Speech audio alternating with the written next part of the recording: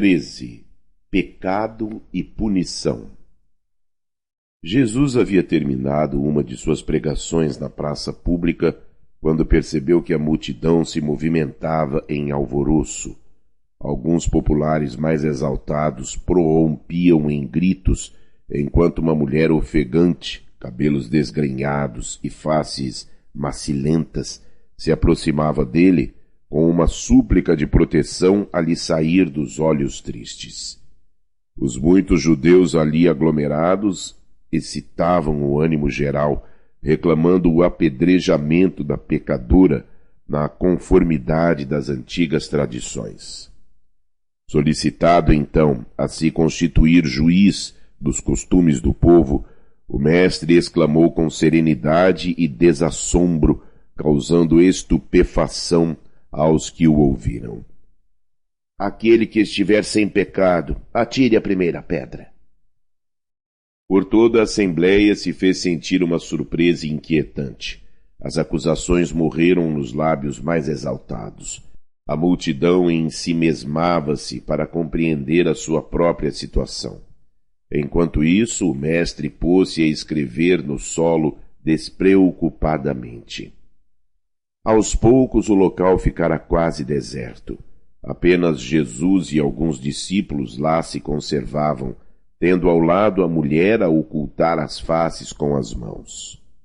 Em dado instante, o mestre divino ergueu a fronte e perguntou à infeliz: mulher, onde estão os teus juízes?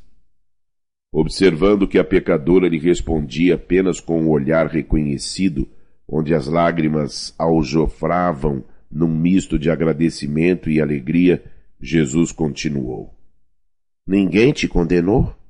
Também eu não te condeno. Vai, e não peques mais. A infeliz criatura retirou-se, experimentando uma sensação nova no espírito. A generosidade do Messias lhe iluminava o coração em claridades vivas que lhe banhavam a alma toda. Mas enquanto a pecadora se retirava, presa de intensa alegria, os poucos discípulos que se encontravam junto do Senhor não conseguiam ocultar a estranheza que lhes causara o seu gesto. Por que não condenar a ele aquela mulher de vida censurável aos olhos de todos? Não se tratava de uma adúltera? Nesse ínterim, João se aproximou e interrogou: mestre, por que não condenastes a meretriz de vida infame? Jesus fixou no discípulo o olhar calmo e bondoso e redarguiu: quais as razões que aduzes em favor dessa condenação? Sabes o motivo por que essa pobre mulher se prostituiu? Terá sofrido alguma vez a dureza das vicissitudes que ela atravessou em sua vida? Ignoras o vulto das necessidades e das tentações que a fizeram sucumbir a meio do caminho. Não sabes quantas vezes tem sido ela objeto do escárnio dos pais, dos filhos e dos irmãos das mulheres mais felizes. Não seria justo agravar-lhe os padecimentos infernais da consciência pesarosa e sem rumo. Entretanto, exclamou João, defendendo os princípios da lei antiga, ela pecou e fez jus à punição. Não está escrito que os homens pagarão, ceitil por ceitil, os seus próprios erros? O mestre sorriu, sem se perturbar, e esclareceu: ninguém pode contestar que ela tenha pecado. Quem estará irrepreensível na face da terra? Há sacerdotes da lei, magistrados e filósofos, que prostituíram suas almas por mais baixo preço. Contudo, ainda não lhes vi os acusadores. A hipocrisia costuma campear impune, enquanto se atiram pedras ao sofrimento. João, o mundo está cheio de túmulos caiados. Deus, porém, é o Pai de bondade infinita que aguarda os filhos pródigos em sua casa.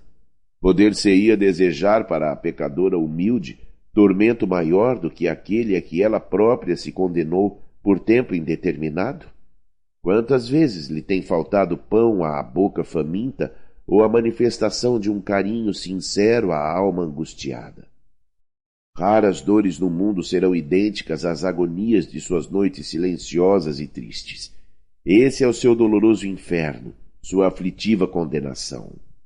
É que em todos os planos da vida, o Instituto da Justiça Divina funciona, naturalmente, com seus princípios de compensação. Cada ser traz consigo a fagulha sagrada do Criador e erige dentro de si o santuário de sua presença ou a muralha sombria da negação.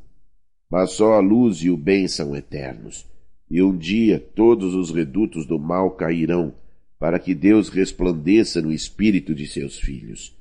Não é para ensinar outra coisa que está escrito na lei. Vós sois deuses. Porventura, não sabes que a herança de um pai se divide entre os filhos em partes iguais? As criaturas transviadas são as que não souberam entrar na posse de seu quinhão divino, permutando-o pela satisfação de seus caprichos, no desregramento ou no abuso, na egolatria ou no crime, pagando alto preço pelas suas decisões voluntárias. Examinada a situação por esse prisma, temos de reconhecer no mundo uma vasta escola de regeneração, onde todas as criaturas se reabilitam da traição aos seus próprios deveres. A terra, portanto, pode ser tida como um grande hospital, onde o pecado é a doença de todos. O Evangelho, no entanto, traz ao homem enfermo o remédio eficaz, para que todas as estradas se transformem em suave caminho de redenção. E por isso que não condena o pecador para afastar o pecado, e em todas as situações prefiro acreditar sempre no bem. Quando observares, João, os seres mais tristes e miseráveis, arrastando-se numa noite pejada de sombra e desolação, lembra-te da semente grosseira que encerra um germen divino e que um dia se elevará do seio da terra para o beijo de luz do sol. Terminada a explicação do mestre, o filho de Zebedeu, deixando transparecer na luz do olhar a sua profunda admiração, pôs-se a meditar nos ensinamentos recebidos. Muito tempo ainda não transcorrera depois desse acontecimento, quando Jesus subiu de Cafarnaum para Jerusalém, acompanhado por alguns de seus discípulos. Celebravam-se festas tradicionais entre os judeus. O Messias chegou num sábado sob a fiscalização severa dos espíritos rigoristas de sua época. Não foram poucos os paralíticos que o cercaram, ansiosos pelo benefício de sua virtude salvadora. Escandalizando os fanáticos, o Mestre curava e consolava na sua jornada de gloriosa redenção. Explicando que o sábado fora feito para o homem e não o homem para o sábado, enfrentava sorridente as preocupações dos mais exigentes. Vendo tantos cegos e aleijados aglomerados à passagem, Tiago o interpelou. Mestre, sendo Deus tão misericordioso, por que pune seus filhos com defeitos e moléstias tão horríveis? Acreditas, Tiago, respondeu Jesus, que Deus desça de sua sabedoria e de seu amor para punir seus próprios filhos? O Pai tem o seu plano determinado com respeito à criação inteira, mas dentro desse plano, a cada criatura, cabe uma parte na edificação, pela qual terá de responder.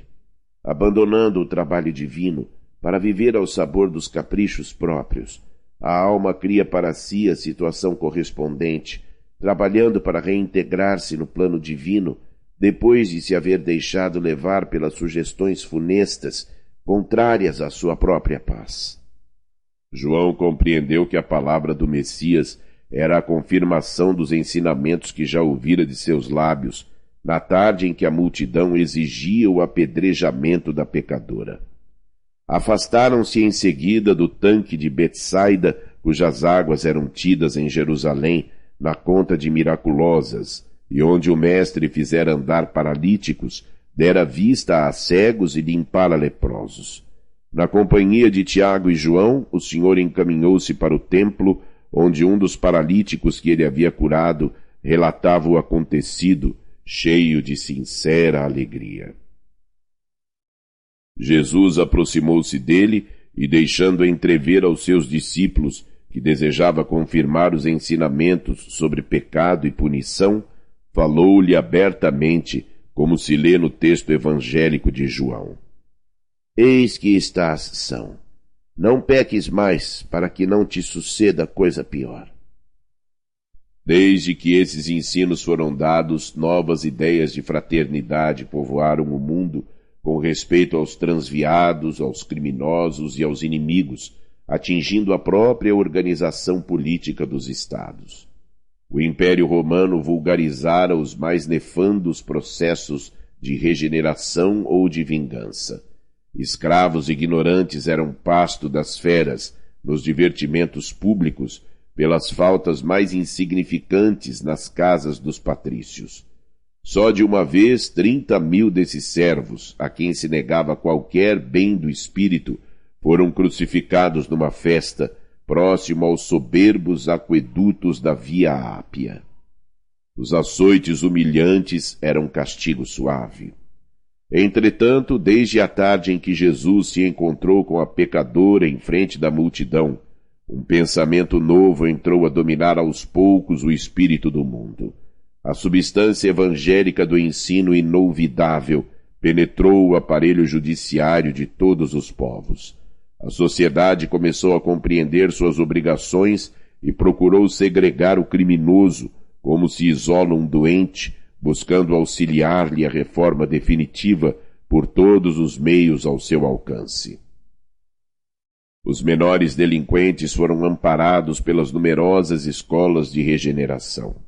Todo o sistema da justiça humana evolveu para os princípios da magnanimidade e os juízes modernos, lavrando suas sentenças sem nunca haverem manuseado o Novo Testamento, talvez ignorem que procedem assim por ter sido Jesus o grande reformador da criminologia.